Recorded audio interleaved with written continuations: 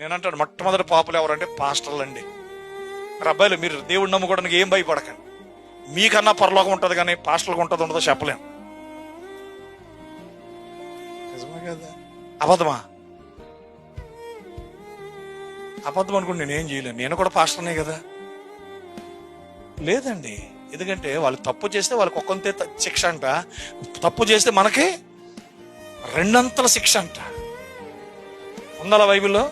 మీలో అనేకలు బోధకులు కాకుండా ఉండడం చెప్పాడా? చెప్పాడు. ఎందుకు చెప్పాడు? బోధించేవాడు కరెక్ట్గా ఉండడు. సమస్య ఏంటంటే విశ్వాసం ఉన్నప్పుడు బాగుంటాడండి. విశ్వాసం ఉన్నప్పుడు ఏమి స్వార్థం ఉండదు, అసూయ ఉండదు, ద్వేషం ఉండదు, కక్ష ఉండదండి. మాస్టర్లు అయిన తర్వాతే వాళ్ళకి కొత్త అయిన కపట బాబు ఆలోచనలు, స్వార్థపూరితమైన ఆలోచనలు, దురాశలు, లోకాశలు అన్ని పాస్టర్లకు వస్తాయి. ఎందుకంటే మొట్టమొదట సాతానుడు పాస్టర్ని పడేస్తే సంఘాన్ని పడేస్తాడు.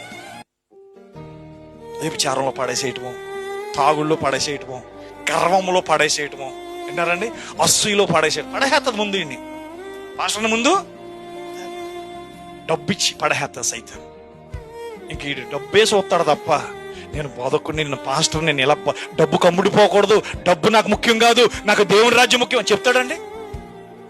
మీరేం చెప్పండి, ఒక పాస్టర్లు ఎవరో చెప్పట్లేదు నాకు. చెప్పండి, డబ్బు నాకు వద్దు అంటారా? బిలాం అన్నాడా అండి? దేవుడు మాట్లాడుతున్నాడు కదా బిలాం తోటి. గాడిద చేత కూడా మాట్లాడిచ్చాడు ఆయన.